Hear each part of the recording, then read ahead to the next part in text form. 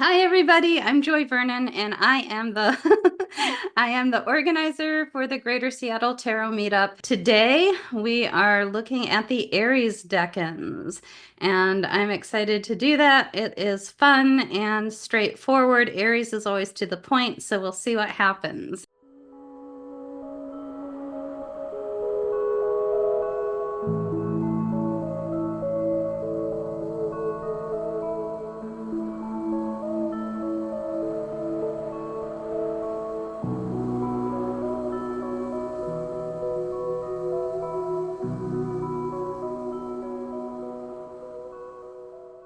And John, do you want to introduce yourself? Hello, my name is John Allen. I have been involved with tarot since the 1990s, and I got into the esoteric material pretty quickly, actually. Um, the Thoth deck was actually the second deck I ever bought, and it's probably the deck that I use the most, which I get the most out of it. It's supposed you just not just in terms of divination, but definitely the rich esoteric uh, uh, content that it has. So that's all I have to offer, I guess. And other than the audio-visual material that we'll be using today. Which John is fabulous at. And I created the handout, and the handout is over there in the chat. Well, how are we going to start, John? Oh, I think it probably will. Let's go ahead and just launch right into the imagery. Okay. Well, okay, there was one thing. Ah. Remember, we had a little bit of a discussion about where the start is. Were we going to talk about that, or Oh, does that yes. not really matter? That's an interesting point to make because yeah, it seemed to be like, we just discovered that there were multiple starting points to the journey that you take along the zodiac. And depending on where that starting point is, it does have an effect on how you look at where we are now. Not just in terms of, I guess, where the orders begin, but also where we initially started our journey, which was with Capricorn. So that's one thing to also to consider, like where we are on our own micro journey here in the macrocosmic sense.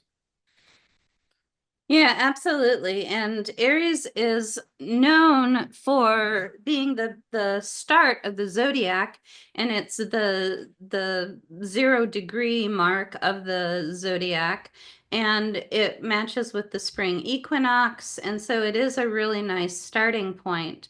Um, and most people do start the idea of working with the decans. They will typically start at Aries and go through like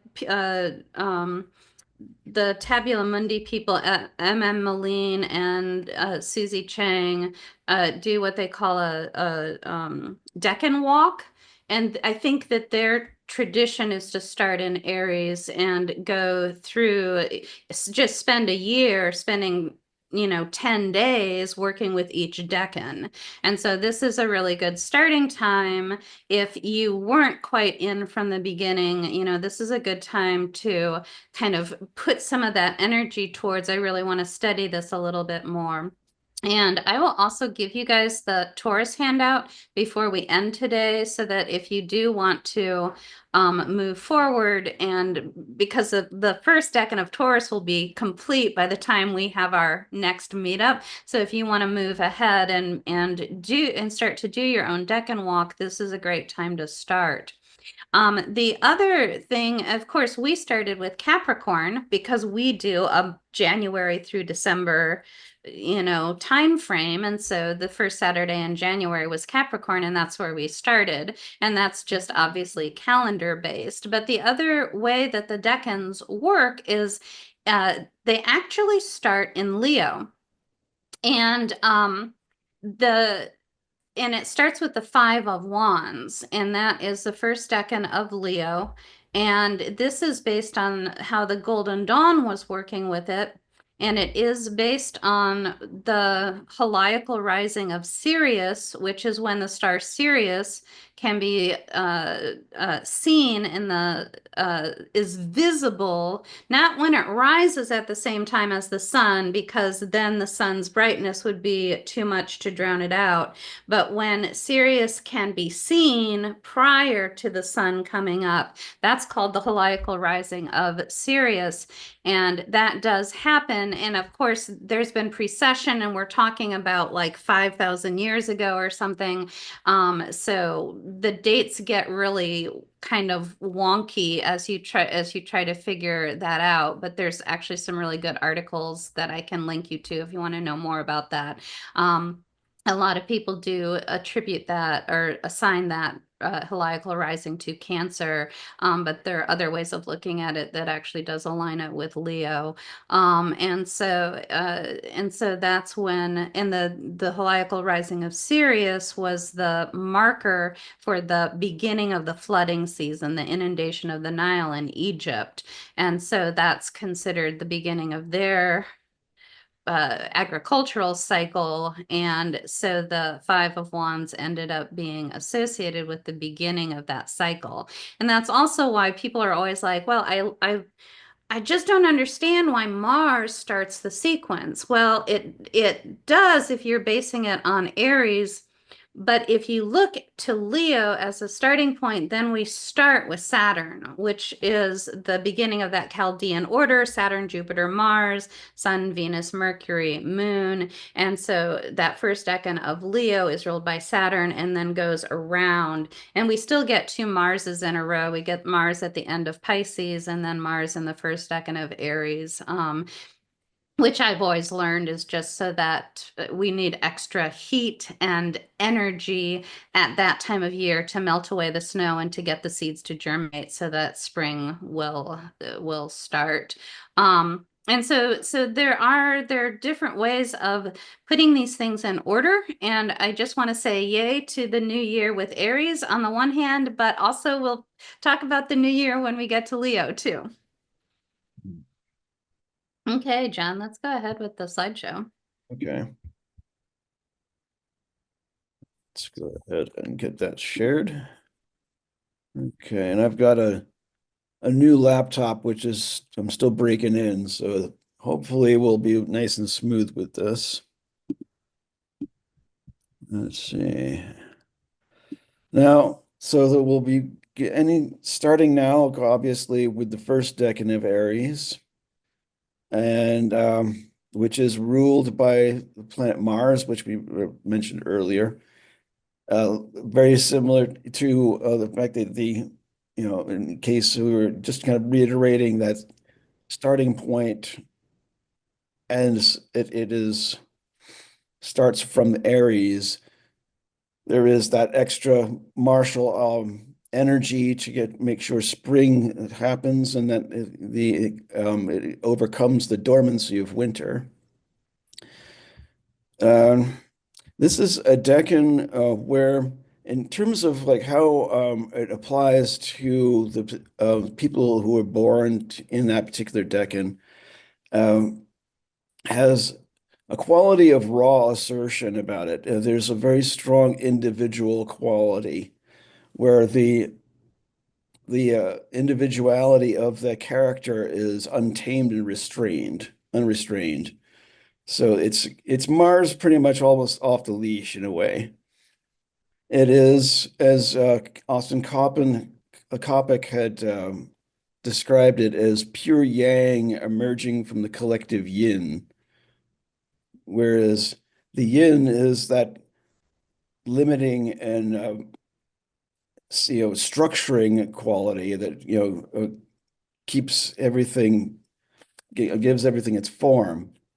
And then the yang is that overcoming of that particular restriction.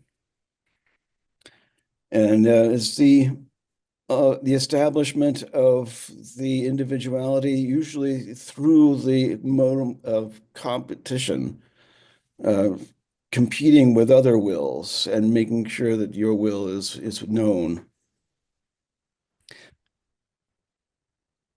So we'll go ahead and go. What I'm going to do, and for those of you who probably, I think everyone's probably been here before, but um, we go through the images in terms, and we'll give you the written description first, and give you a moment or two to visualize this image in your head, and then we'll show you an AI version of that description. And then we'll be using those images to meditate on a little later on. So again, we'll start with our first author, which is Abraham Ibn Ezra. The head in the form of a dog with a candle in its left hand and a key in its right hand. He is self-laudatory and is wrapped in a large white cloak with a rope girdle on it.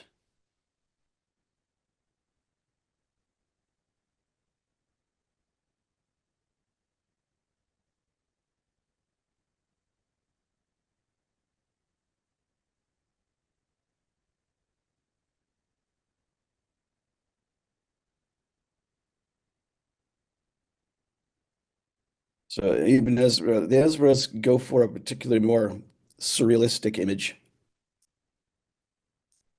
Our next author is from the Picatrix. The form of a black man, restless and girt in body, having red eyes and holding a cutting axe in his hand, girdled about with a white garment, and there is great worth in his face.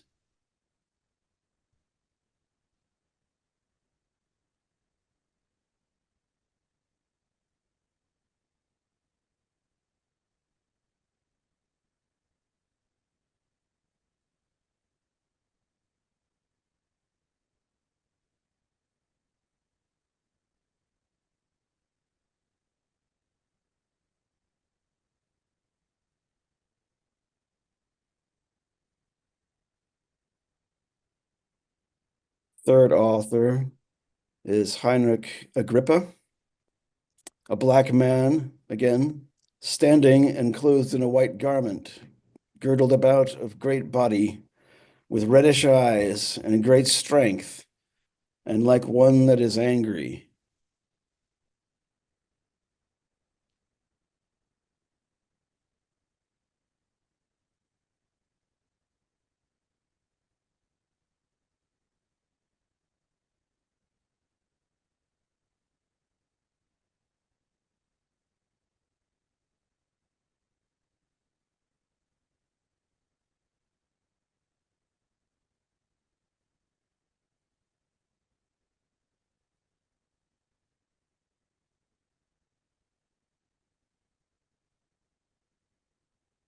Next, we have Giordano Bruno, a man with a radiant black complexion, of immense stature, with burning eyes and a grave countenance, standing clothed in a dazzling white garment.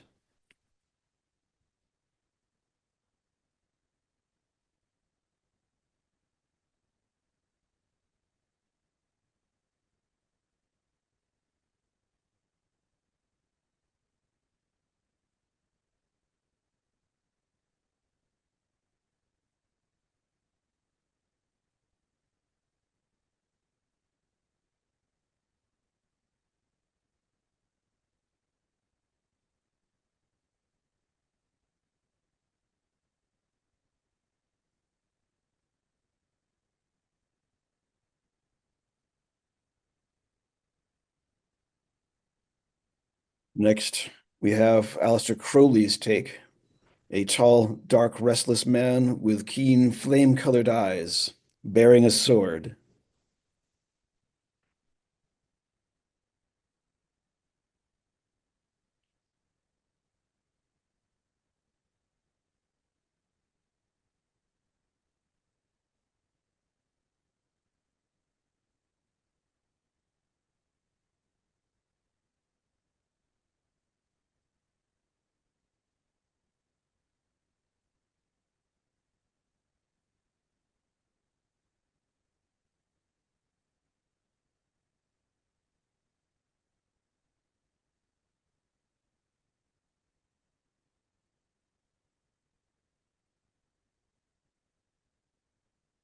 Finally, we have Austin Coppock's image,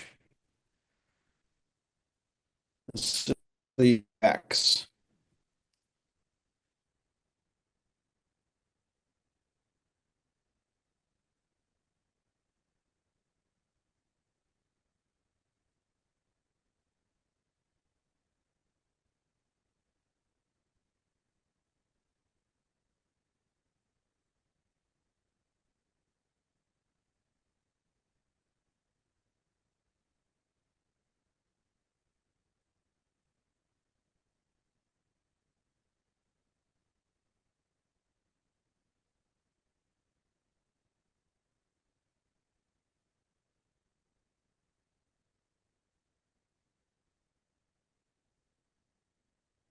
Now I will present to you all six of our magical images.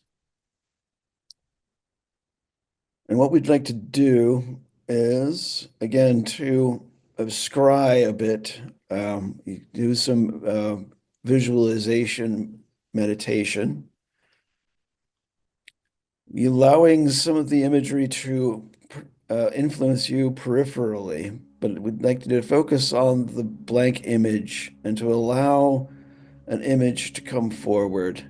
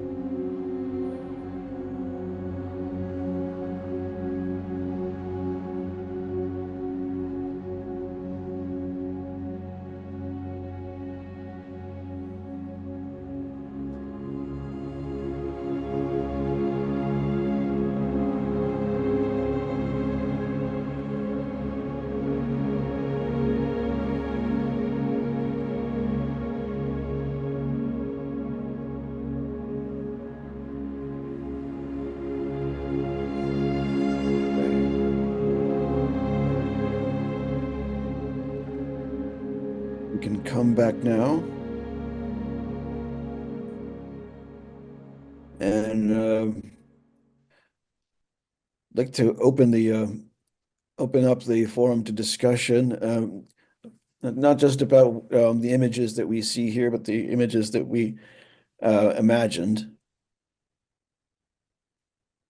I mean, one thing I did notice about the images themselves, in not just in this decan, but I think all the Aries decans, is that there's a pretty strong consensus with each author about what the characteristic of that decan is visually. So I think it is a testament to the strength of Aries to be direct and very forthcoming about what it's all about.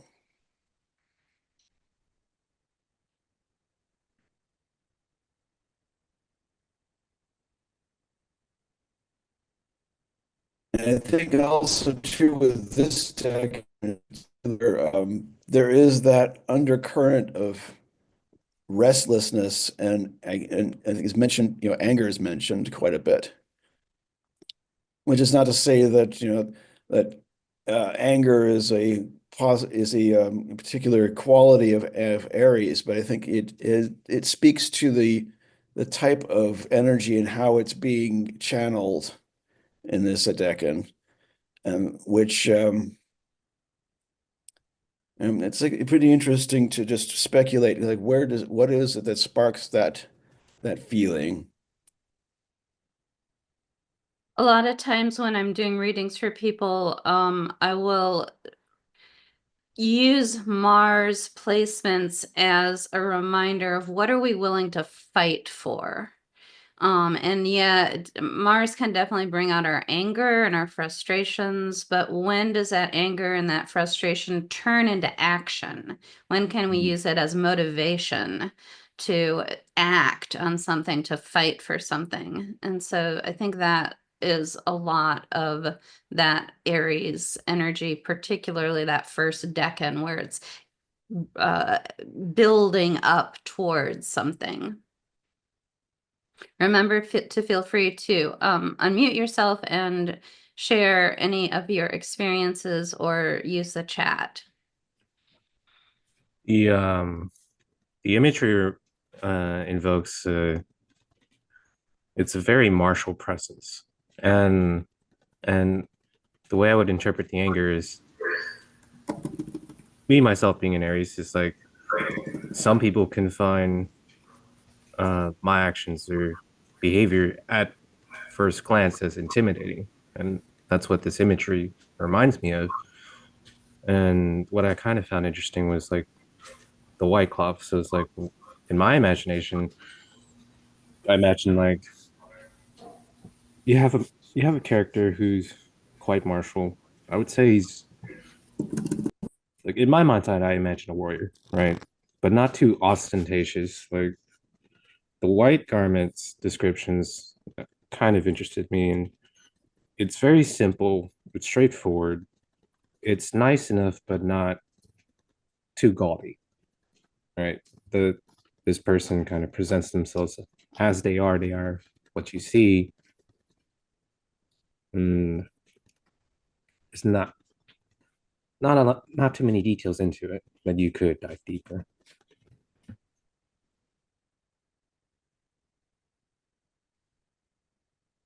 I was struck also by the black and white, black and white, black and white, and that made me think of the yin yang symbol or any kind of strong contrast and strong dichotomy. Um, and Austin's double-headed axe, I think, simmers this all down into that thing. He says that the axe is used to, it's the best tool to split things in two. Um, and that's very much about the plowing of the field and the germination of the seed and all of these things that are broken at this time of year in terms of the agricultural world. Um, I guess I'll stop from there, but I had some other thoughts and I'll arrange them in my head and speak up again in a minute. Oh, I know one thing that came to mind. When I was thinking of the black and white and the red eyes, it reminded me of the joke that has two different answers. And so the idea of a split, I thought was hilarious. And so maybe you guys know this joke. What's black and white and red all over? And do you guys know that one? That's an old one. Yeah, That's definitely before my time. I think it was like, well, the one answer is the newspaper, and like who reads those anymore? right. Right. And the other answer is an embarrassed zebra. Oh, there you go. So if anybody ever needs a dad joke, just come to me. I got them all. But yeah, so an embarrassed zebra or a newspaper. And I just thought that that was hilarious that the three colors used here are part of this like really dorky old joke that has two different answers. Like, so that just really tickled my funny bone. Mars can be associated with humor. A lot of times people with particularly a Mars Mercury placement, will be very funny. Oh, There can be other attributes besides funny, but that will be one of them. Okay. I guess we can probably go and move on to our select. Actually, I'm gonna say sorry, John. I had one more thing that's kind of bumping around in my mind, so I want to kind of try to get it out before we move on. But I thought one of the things that was interesting is that how much I think that anger tends to come to the front because the guy's got red eyes. And so just this idea that there is, that there's this frustration that is, just the phrase that we have of seeing red, means that you're angry.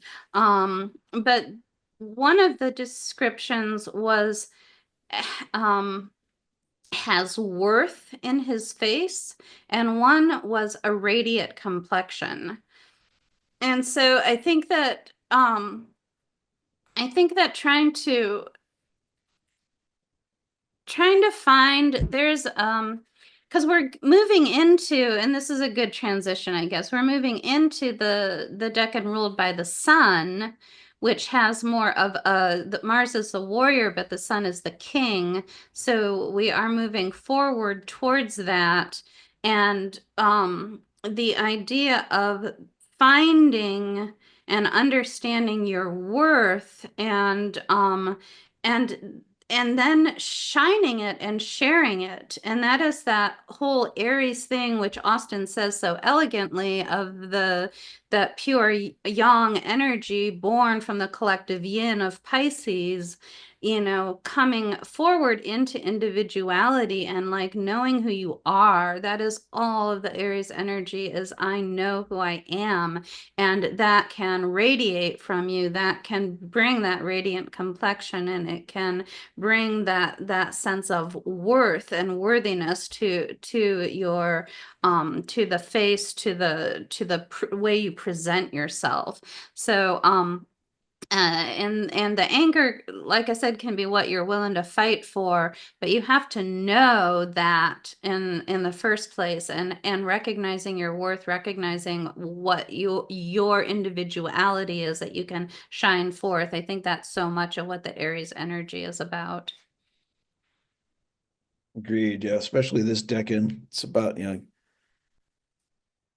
being you.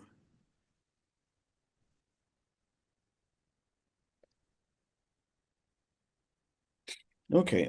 So the next point is that we would just compare one of these images to compare and contrast this with the card that is the Decan is associated with. And we've been going and doing a different author each time. Today we're I think we're going to be doing Agrippa's images. So we'll start with this guy. Again, the black man standing clothed in a white garment, girdled about, of great body, with reddish eyes and great strength, and like one who is angry. And we have our card here, to the Two of Wands.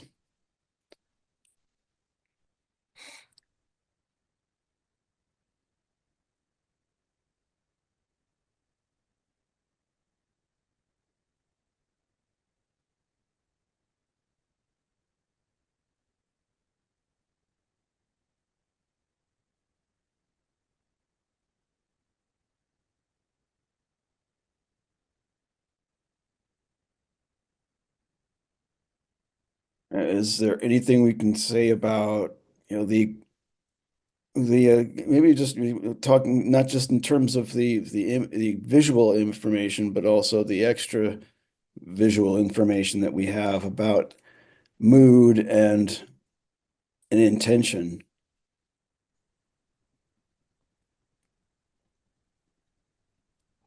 I feel like when we look at the image descriptions from the different authors from earlier, I feel like a lot of that is lost in I wouldn't say translation, but the term lost in translation when we go to the Rider Waite deck. A lot of the feel and I would say emotion or the essence, it doesn't exactly match up with the Two of Wands we see here, at least not at first glance to me immediately. I would agree, other than that sort of manifestation piece. I think the Agrippa, that person is definitely getting done something. Whereas the Two of Wands is has made that decision and is looking forward. That's really the only tie together of commonality I see.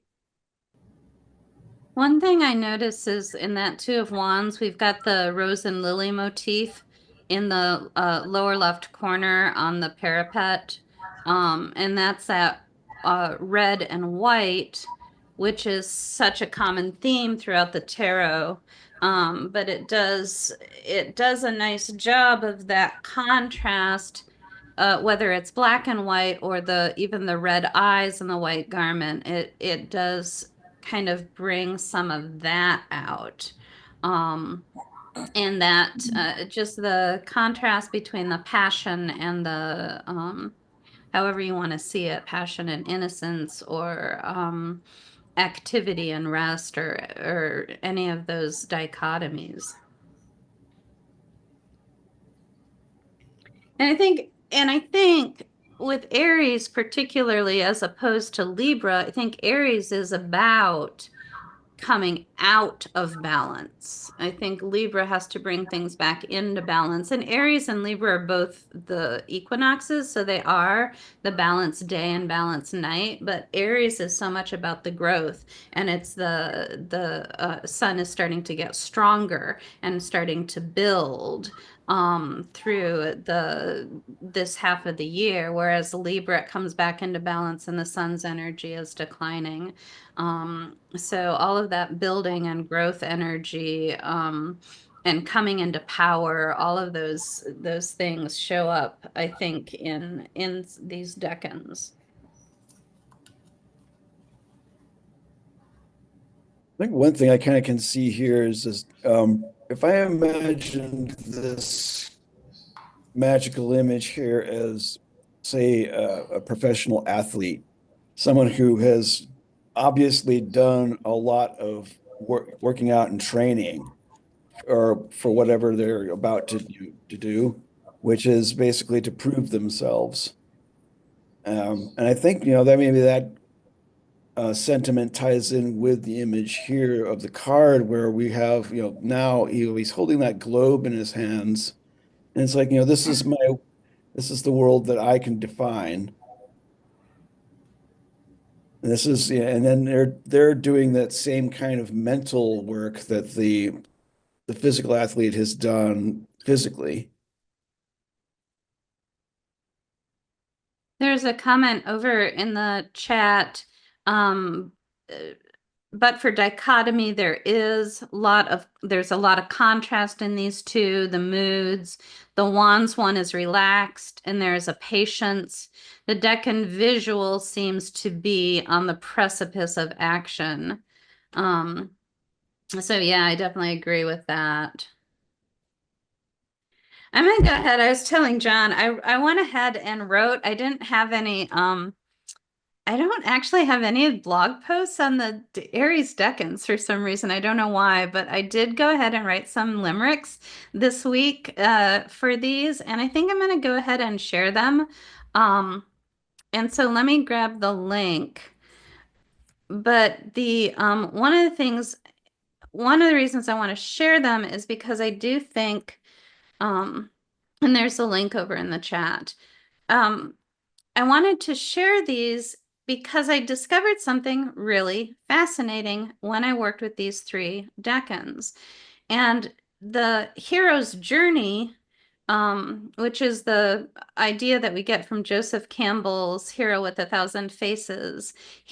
Joseph Campbell, the author of that, reduces the entirety of the journey, which is fairly elaborate, into three key parts, which is separation, which is leaving your home community, initiation, which is finding your power and achieving your goal, and then return, which is bringing the he calls it the elixir, but it's the power that you found on your journey, and bringing that back to your home community and sharing that with everybody, from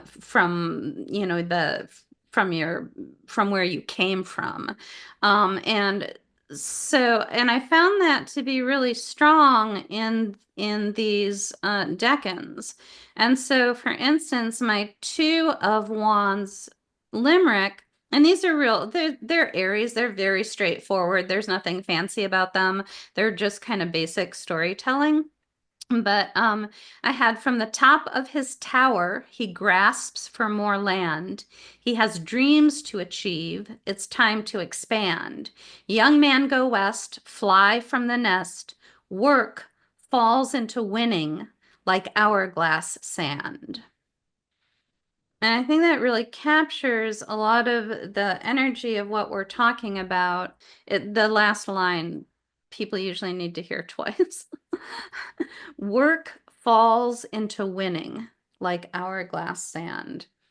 But I think that that's it. If you're willing to put in the work, the winning will come through time. And so I think that's really interesting. I think it's a nice, and I don't think any of the other, just 3 sets of cards in any of the other signs, any 3 set of decans for any of the other signs encapsulates that entire hero's journey in just quite exactly that succinct a way.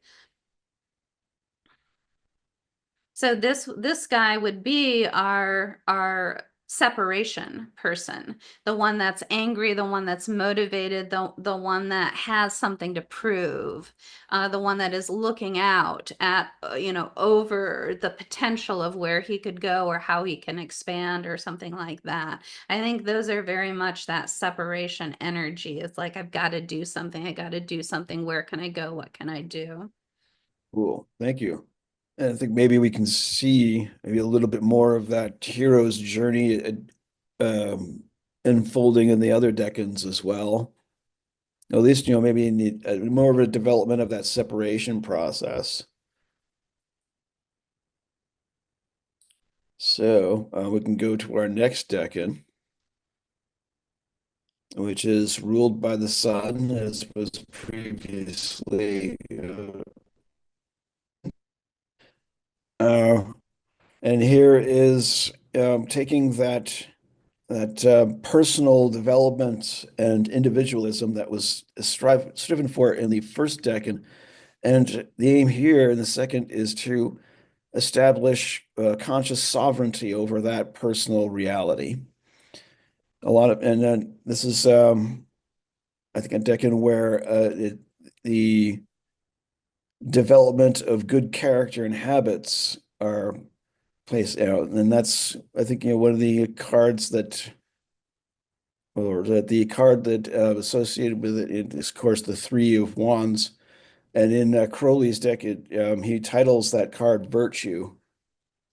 In which case, here it's like, those are the good habits that we develop throughout our lives, and which stem from the kind of character that we are. And it generates a personal world which attracts people of that like habit, those like virtues. And thus, this is a decan that is associated with the expression of leadership, actions and decisions that the people of this, natives of this decan make, are often emulated by others. And they look to that particular character for direction. So our images, again, we'll go through the same 6 authors. Our Ibn Ezra, again, a bit more of a surrealistic image, a figure of a woman draped in clothes and a mantle, and she has one leg, and she has the form of a horse.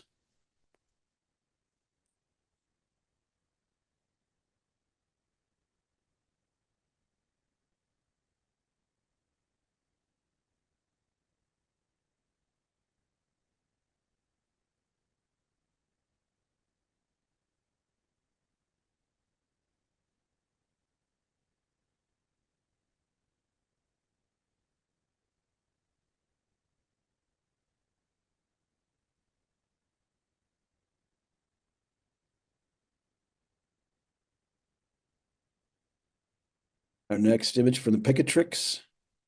A woman dressed in green clothes and lacking of one leg. And this is a face of high rank, nobility, worth, and kingship.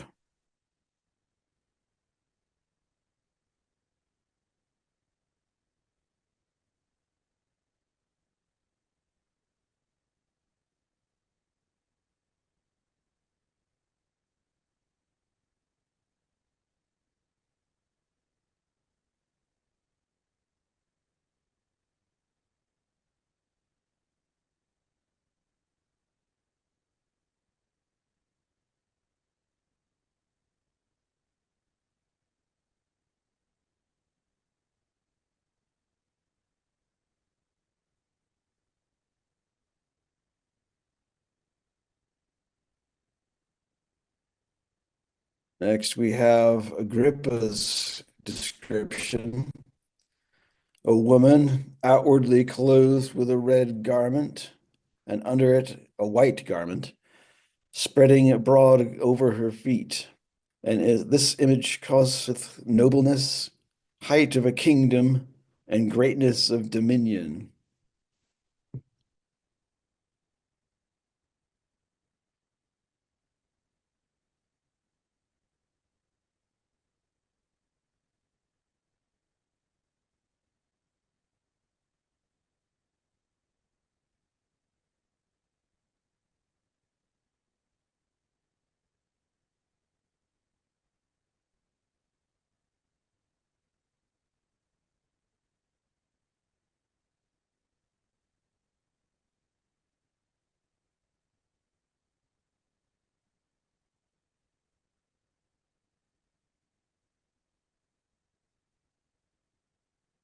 Now we have Bruno's description.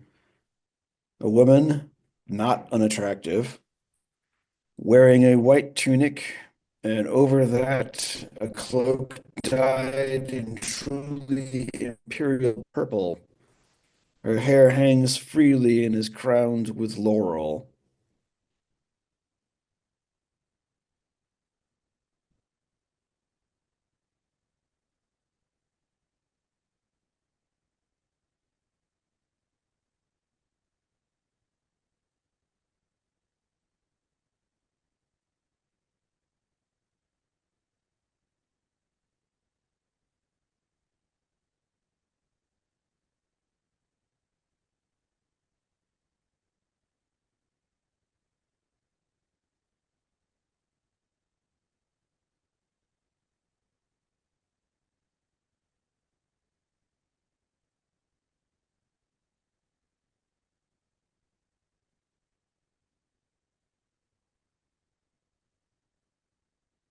Aleister Crowley gives us a green-clad woman with one leg left bare from the ankle to the knee.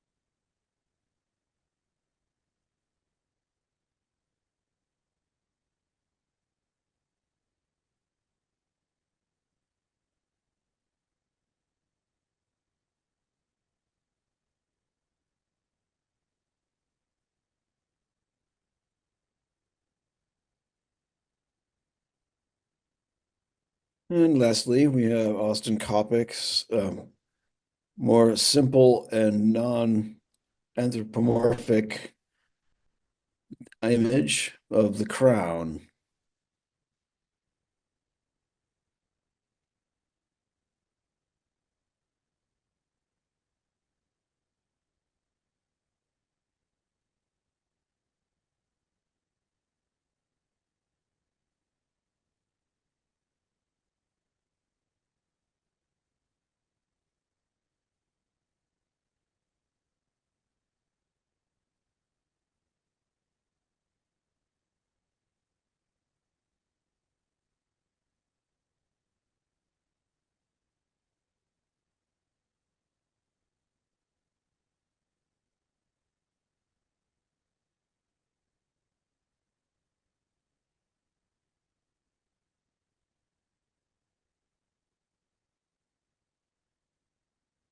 Now we have, again, our 6 images. And I'll give everyone some time to scry an image of their own.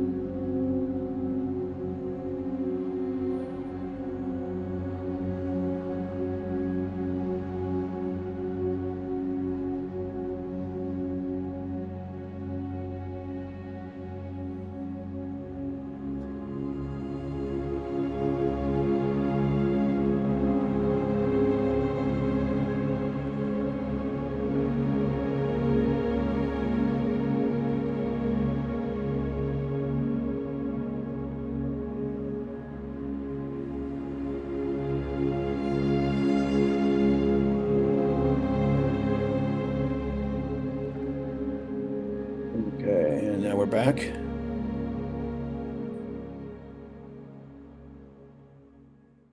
And we can go ahead and open it up to discussion for this particular decan and these images.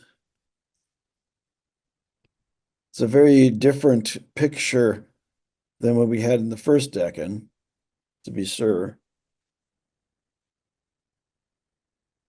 But also we still have a fair amount of consistency from image to image.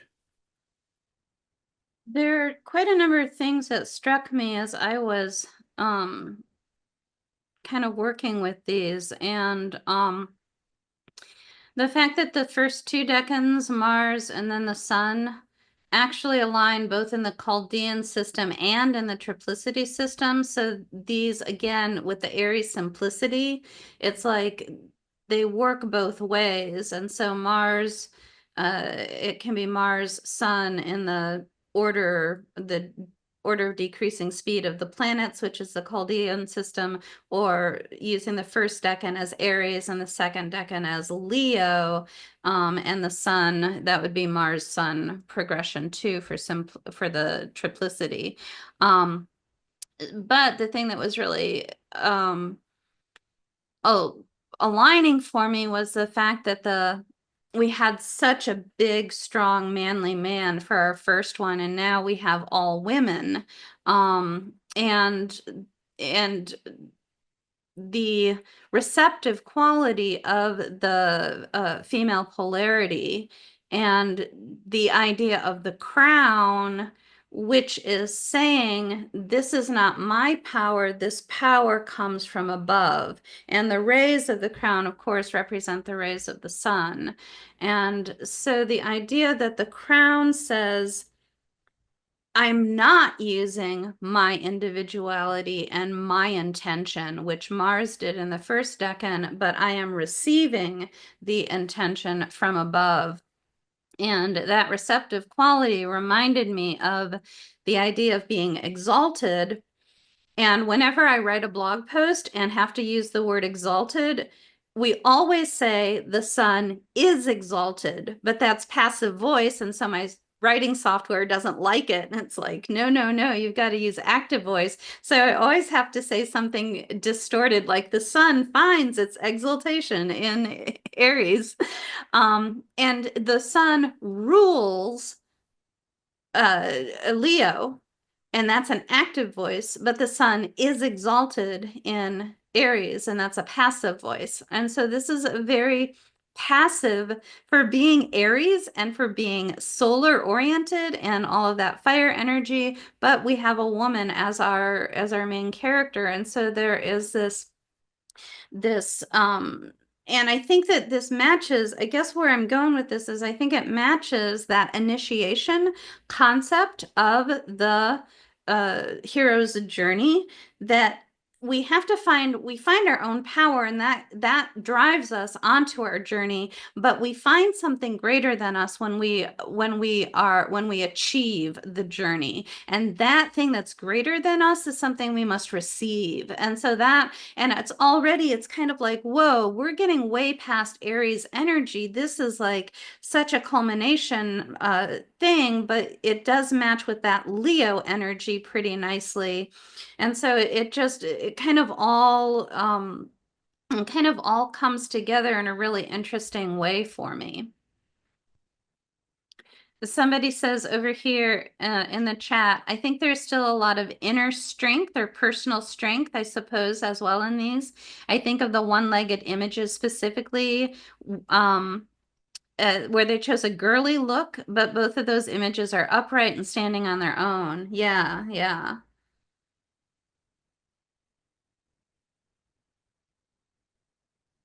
The one-legged aspect of some of the earlier images as well speaks of, I mean, maybe it has been some, I mean, with somebody with one leg, some major stuff has happened too.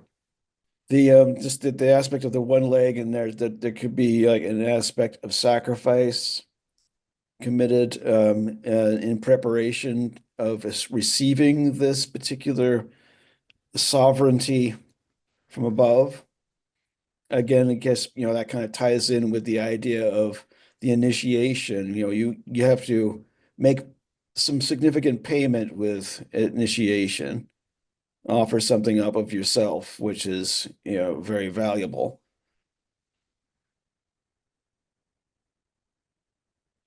I love that, John. That is awesome. Um, and furthermore, it just reminds me of the fact that they say angels have one leg, and it makes me think of a unity of intention or direction or something like that. Although I will also say that when I was meditating on these decans many years ago, the thing that came to mind for this decan, because this is my birth decan, and so I'm a little bit more of course aligned with this and excited about this one. And it is interesting that it's green and red, which are complementary colors. So again, are stark dichotomies that we see. But particularly the green energy, as I meditated on it in the one leg, I thought of a seed germinating, and how a single root goes down so that the green sprout can go up. Anybody else have anything to add in? I think the when we contrast it with the first decan, what stands out to me is like, and it's further emphasized that since they're all women, right, that their power comes from, it's not their physical attributes as was the main focus in the first decan. Here it's their power comes from, it doesn't necessarily have to be from like nobility, but it's implied like they carry themselves as a queen, a duchess, or an empress would, right? And but that comes with responsibility, but that is the true source of their actual power and their actual worth. It doesn't matter if they're missing a leg or if they're a woman in this case, right? And it's interesting because here you can really feel the significance in this Decan compared to the first one. In the first one, it's more individual. In this one, it's like a more refined purpose and a lot more respectable as well. For some reason, that just brought to mind the image that I got the image of Galadriel, and but there's for some reason then it also came with this image of a woman who places a crown on somebody's head, um, who who is representative of the grace of the of being crowned or something like that, perhaps. I'm not sure. Interesting. Shall we move Okay, forward, John? I think so. So we'll go ahead and we'll focus again on Agrippa's image.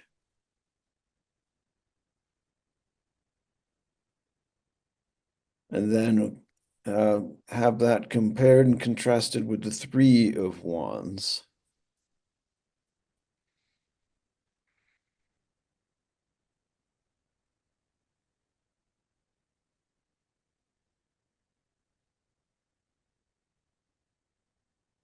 It is interesting that our Three of Wands has the red robe and the green mantle.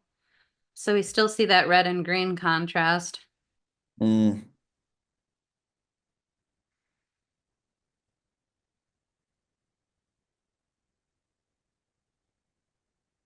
Even some of these words, height of a kingdom and greatness of dominion. I mean, man, that just aligns pretty strongly over to our Three of Wands. Of course, dominion is the Two of Wands. Oh, you were just typing that. Sorry to jump on you. I hate that when I'm in the chat and I'm typing something somebody says it. I'm like, sorry, Emmy. Dominion was our keyword for the Two of Wands, but still applies here without a doubt. I think that definitely bleeds into this one. It's greatness of dominion, not just the dominion itself, but its expansion. Yeah, you've made it into something. That's and of course now I'm gonna tell you guys my limerick because I've always seen this guy as working his way up from uh just being a deckhand up through captaining a boat and then owning the boat, and now he owns this small fleet.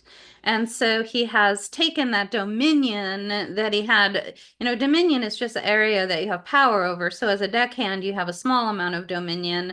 But I mean, have you ever walked across a floor that a janitor just mopped when the janitor is still standing there? They are like, you are in my dominion and you just messed up my floor that I just finished washing. And so everybody has their dominion. And you better respect that. You will not, these are important people that you need to have on your side. And so his dominion has expanded. And so that comes into our greatness of dominion. So I love that point, John. And my limerick for this one that I did this week was: the sun is the king, but what does he rule? In Aries himself, he's keeping his cool. He bootstrapped his biz, now surveying what's his. He admires his climb to fulfillment from fool.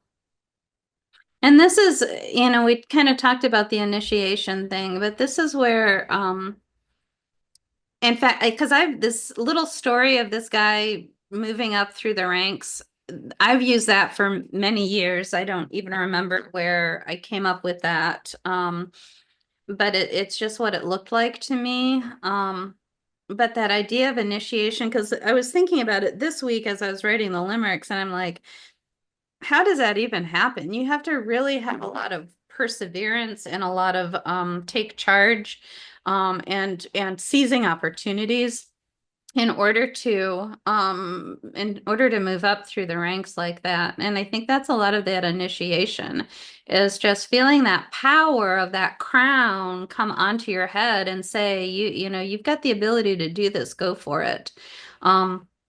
As my Decan, I really appreciated Austin's Austin's description of this Decan really resonated pretty deeply for me. And it was like you try to create a pocket of reality that is separate from the rest of reality, and then you rule that reality or something. I was like, yeah, I kind of do that. I remember long before I got into astrology reading that Aries likes to be a big fish in a little pond, and I took offense to that, of course. And then later, years later, I was like, oh yeah, that's pretty true. And Austin's was much more elegantly stated. But one time I was getting a reading from a friend. We were swapping readings or something, and she said, I can't remember the exact word that she said, but she basically said that I was quite privileged. And I'm like, of course I am. I'm an Aries. And I'm a second decan of Aries at that. So you know, I think that like using your privilege, claiming your privilege, finding privilege regardless of whether it's been granted to you, and just using it anyway. I think a lot of those align with this decan. Any other thoughts or responses to that, or thoughts along a different line? Again, you can unmute yourself or write in the chat if you would like to. Well, if not, we can go ahead and forge ahead to our last decan. Is that good? It's good with me, yeah. All right. So now we have our third decan, now ruled by Venus, the Lord of perfected success. This is with that rulership of Venus here in this last decan comes kind of a bit of a tempering quality, and that it adds to that the overall martial quality that Aries has, where you have here maybe more of a subtlety overcoming aggression and moving towards a bit more of a social structure. Whereas, the first couple of decans were about, really just kind of bolstering yourself up and establishing your kingdom. And now this particular decan is kind of almost like, it's like forging connections with other kingdoms of a similar nature. And this is a decan that has the power to unify and motivate those of similar passions. So there's a strong, again, it's like what we were seeing too with the feminine imagery of the last decan. That Venusian energy is now pulling things in rather than pushing, with Mars pushing outwards. But it still requires a bit of martial attitude to keep that unification going, where it's the generation of passion and energy and excitement, and creating unions and long-standing bonds. So with our imagery for such a decan, we have, okay, well, again, Ibn Ezra gives us a bit of a surrealistic image. A yellow man whose hair is reddish, and he is irascible and contentious, and in his hand are bracelets of wood and a wand, and his clothes are red, and he is a blacksmith, and he desires to do good, but he cannot.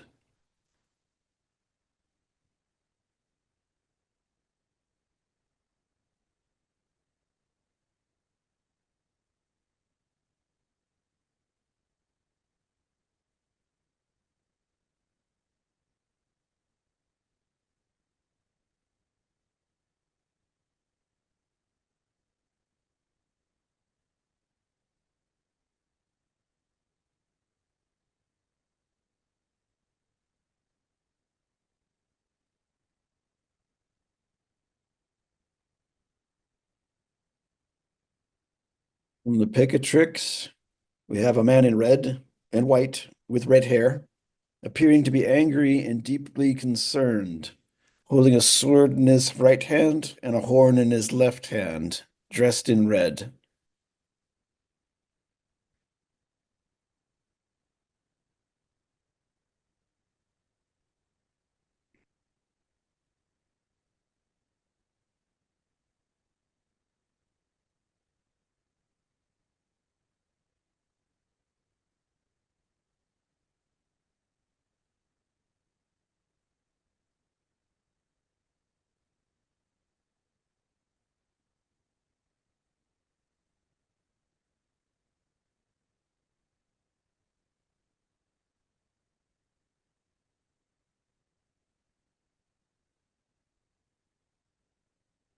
Next, we have again Agrippa, a white man, pale with reddish hair and clothed with a red garment, who carrying in one hand a golden bracelet and is holding forth a wooden staff, is restless and like one in wrath because he cannot perform the good that he would.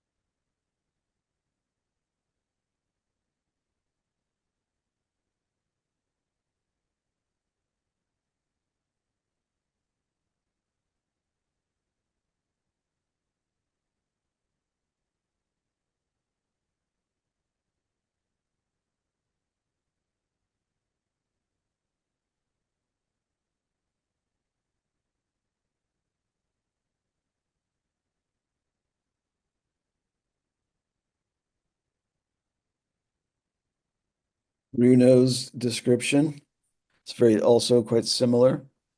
A man with reddish hair, wearing ruddy clothing, with a bridle in his left hand, wearing a bracelet and carrying a hardwood walking staff in his right hand. Also restless and wrathful, his face shows a longing for wealth which he can neither obtain nor hang on to.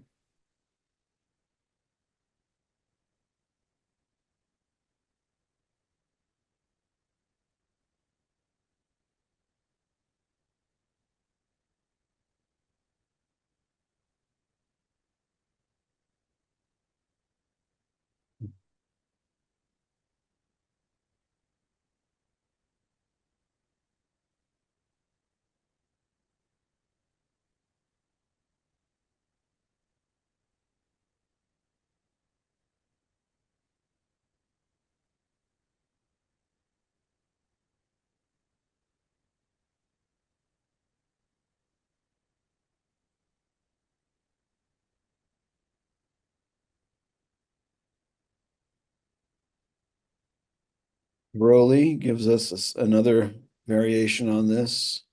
A restless man in scarlet robes with golden bracelets on his hands and arms.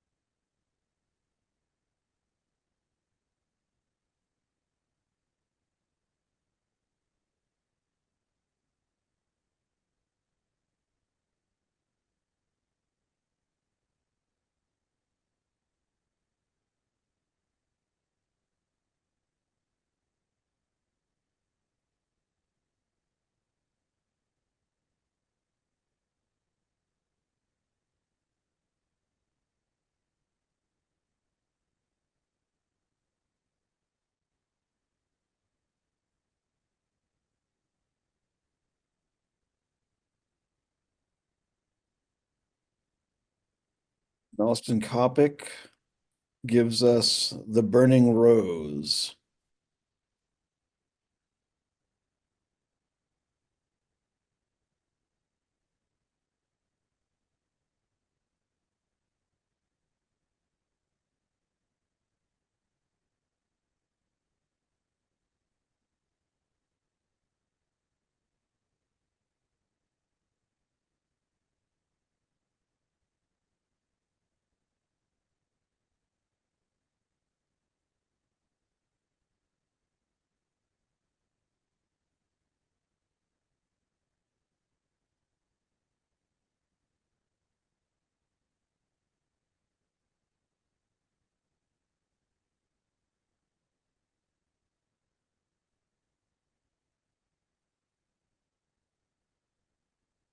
And we'll give you our 6 images again, meditating on the Decan, third Decan ruled by Venus.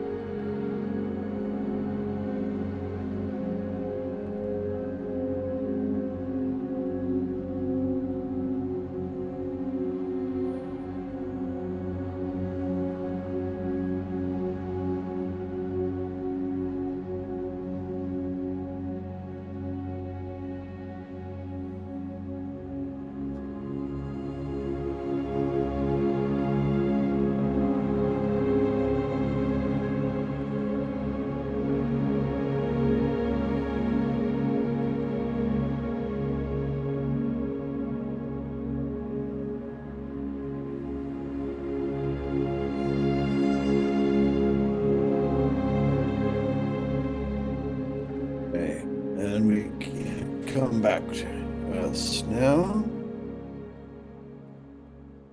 I thought this one was a little tougher than the other two in terms of trying to reconcile it with a more Venusian energy.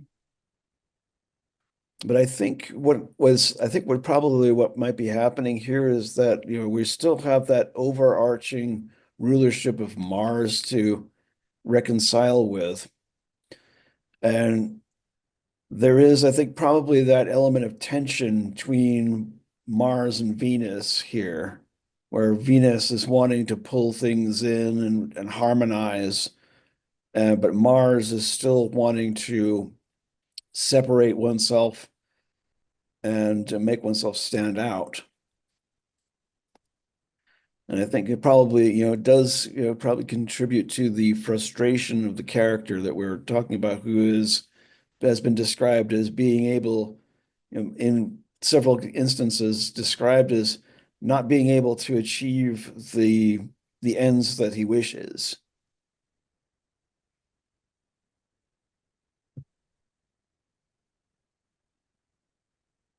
Yeah, I agree. There's a great sense of failure in this Decan, which makes it kind of sad.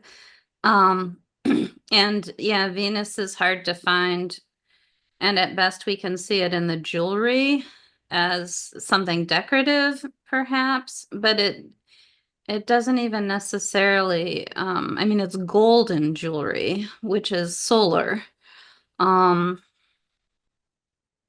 I will say that the bracelet idea is often interpreted in different ways. The AI just picked it up as a, piece of jewelry that goes around the arm, but sometimes those bracelets are considered more like hoops, which bring to mind games, which again is a little bit more, Mars can be competitive or things like that. And there's both the child's hoop that you use a little stick to kind of roll the hoop, but there's a more adult version where you roll a hoop and try to throw a spear or something through it. And so that adds a little bit more, goes back a little bit more towards the athleticism or competition or like just warrior training type of energy. So I just wanted to pull out that there was a few more interpretations of bracelet there. Somebody And one of says, oh, sorry. Somebody says, wouldn't the red be a symbol or nod to Venus? I always see it as martial because Venus is green. Um, so I'm not, or Venus will maybe be pink sometimes. I don't see her usually as red, but maybe you're going with like passion and things like that, perhaps. Venus and alchemy is copper. Yep. Yeah. Yeah. It's like the bracelets aren't copper, they're gold. Go ahead, John. Oh, I was just the one thought I had about the bracelet is it not just being a piece of ornamentation, but something like along the line, not quite along the lines of a shackle, but it's something that binds you to something. It's like it's like, okay, you're wearing this is your task or this is your responsibility. So that's like tethering oneself to a more, I guess, or a less self centered vantage point, I guess, or perspective. Yeah, I mean that definitely makes sense. It's there's something about this mutable decan that has to give up its power so fast. And as it moves into Taurus and it feels like and they always say that Aries is good at starting things but not very good at finishing, and so that makes sense here. Um I definitely can see that energy. And I do like the idea of being shackled, or you can think of handcuffs are called bracelets. It's definitely not what was intended, but at the same time, I think that there's a relevance to that. Oh, okay. Somebody says regarding Venus, I was thinking red as passion, but also the actual planet. Okay. And Mars would win out on both of those two. Yeah, yeah. So it is, yeah, it seems like Mars is has dominated. And I assume that's because Venus is obviously in detriment in Aries, even if she does rule this decan. Yeah, it's a little bit of a disappointing conclusion to our thing. It's like this person has got so much energy and he's so excited and he just doesn't seem to be able to get it to work or bring it through or something like that. What else do you guys think? Hmm. So, do you want to go and just take care of the card now, or Yeah. since and again, we're gonna go through by way of Agrippa. Again, don't have a whole lot of variation with this particular image here. It's pretty consistent throughout, but we'll go ahead and do Bruno or Agrippa. We'll focus on his image. Yeah, and this is also going to be a tough one to reconcile.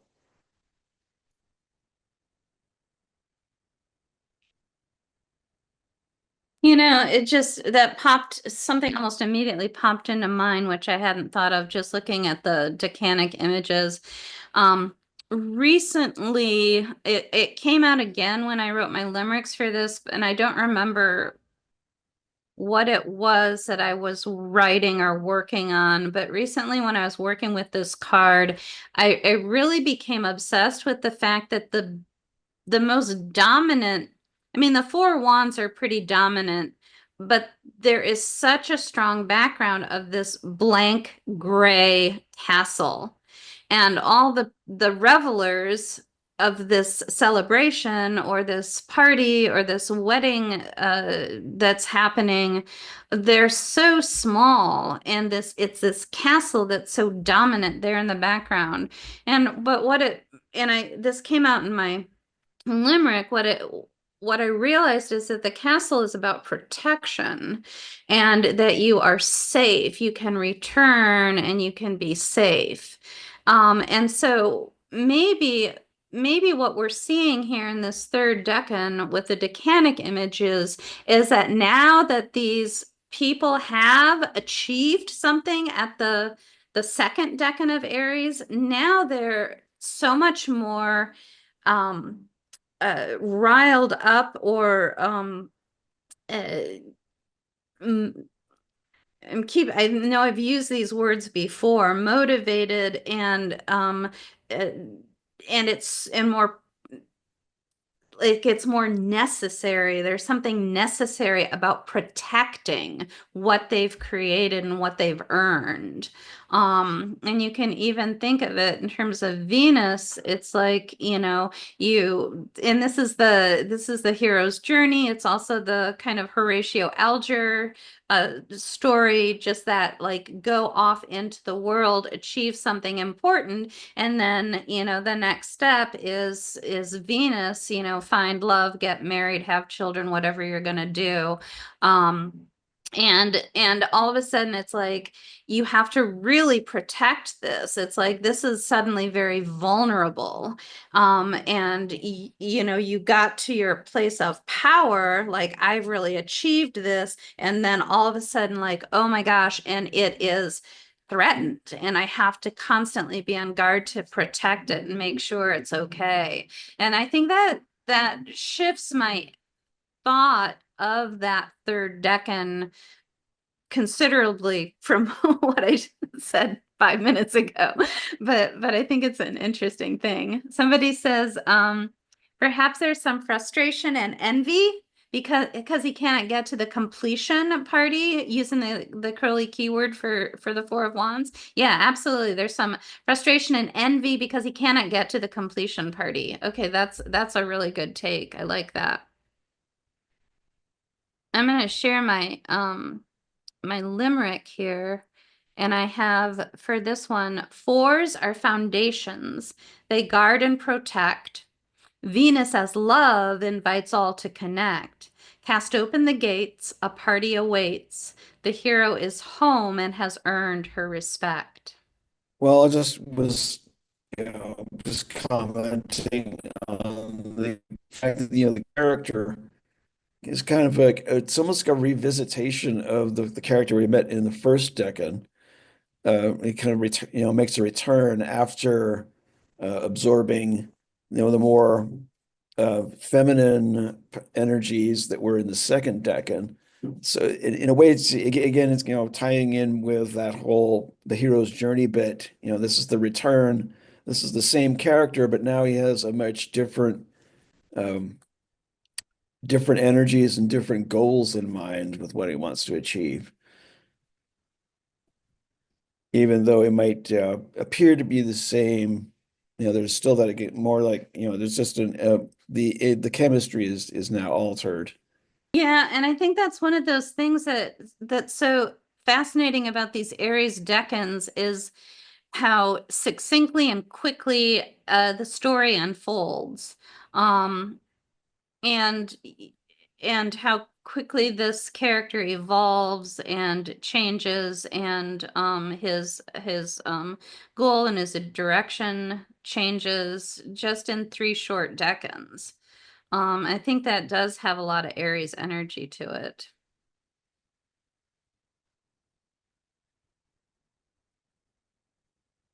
I was going to follow up on what Emmy said here. Perhaps there's some frustration and envy because he cannot get to the completion party. And I might add or nuance that by saying maybe he does make it to the completion party, but he still has to be working. He still has to be the bouncer that we talked about earlier. He still has to be on guard at the party instead of just relaxing. Which I do believe that relaxing is part of the Mars energy. there's the, I don't know, for some reason it's always Vikings that I think of.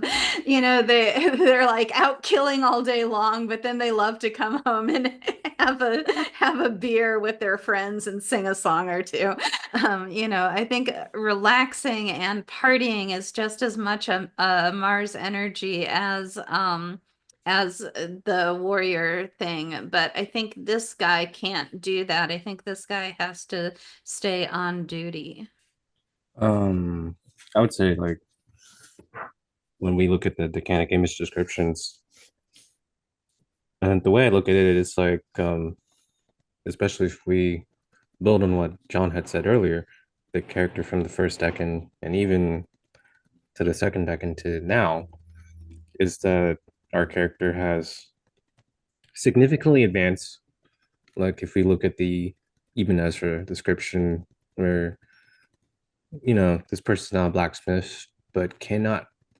He wants to do good, he wants to do better, but he cannot. And so that's where the frustration sets in of not being able to do what is considered their perfect work, which is hard to reconcile with the title we see with the Four of Wands, which is the Lord of Perfected Work. And so it's just not being satisfied with where they are at, despite the success that has been achieved. They're not being able to climb as high as they want to, not being able to fulfill the ambition they had, right? Or just continuing to want more and more and more after what has already been acquired, or not being, at least that's how I look at it. Yeah, I love that. Yeah, there's something about that phrase, wanting to do good and cannot, that's just heartbreaking. And tying that into the perfected work, I think and perfect work, I think is really, really appropriate here. Anybody else have any comments either along these same lines or maybe want to take it a different direction? I always like hearing variety. So if somebody has a different direction they want to go with this, I'd love to hear that before we move on.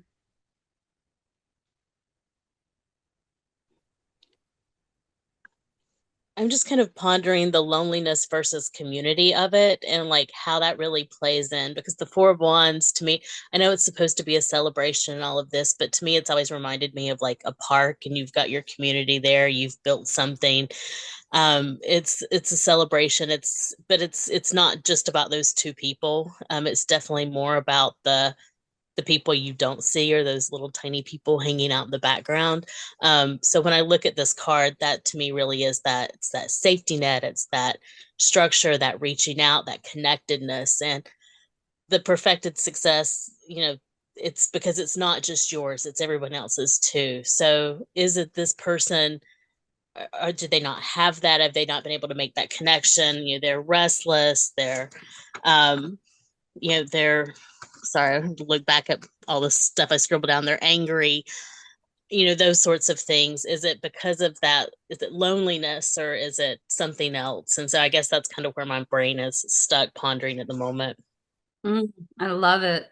Yeah, and that adds that Venus in detriment in Aries, like inability to achieve Venus things. That really makes a lot of sense with that, actually, with that, yeah, with that astrological placement. I love that. Thank you. I think it speaks to like just, maybe, achieving an ability to reconcile the vision with the actual accomplishment of that in that particular ideal. Because there's a lot of ambition definitely tied up in this, in all three of these decans. And it's probably the slight risk of the ambition outweighing the ability. And maybe that's where some of the frustration comes from, is, seeing something magnificent in your mind, but just not being able to get your hands to make it real.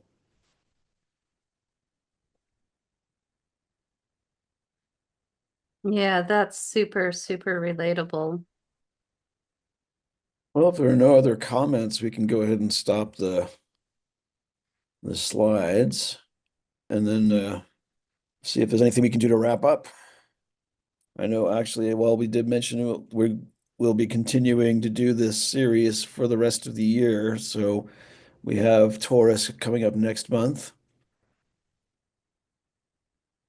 I gotta say, I really enjoyed our discussion today. It added a lot of nuance, particularly to that third decan. Um, there's always something about the bracelets, I think, that threw me. It's like, what the heck are the bracelets all about? That's why I like researched it and found all these different ways of looking at it. But and it really nuanced it quite a bit for me, and so I really appreciate this. And I'm even looking at my limerick, and I felt like there was something missing in this limerick. In fact, I almost didn't publish it and thought that I'd wait, and I tried reworking it several times and didn't really come up with anything new. But I think the thing that I was feeling with that limerick and that third decan was that there's is this sense of loss there is this sense of, you know, failure and failure to live up to the ambition.